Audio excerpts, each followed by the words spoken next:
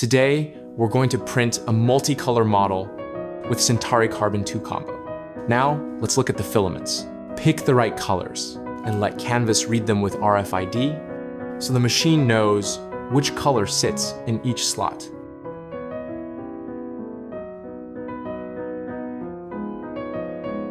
On the screen, you can see all the colors and which position they are in. First, choose a model on NextPrint and open it in Allegoo Slicer.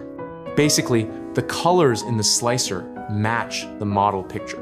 But if the colors look a little wrong, you can change them in the filament panel on the left. Choose the color you want. Then click Slice Plate.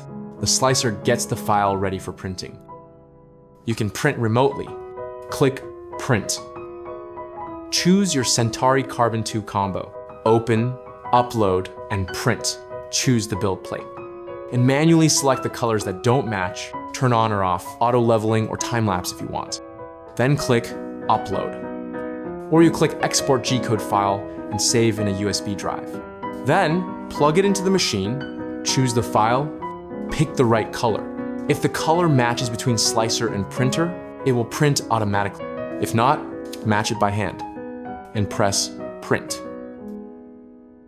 Centauri Carbon 2 combo will start printing by itself when it's ready. And here it is, your finished print. You made it from start to finish.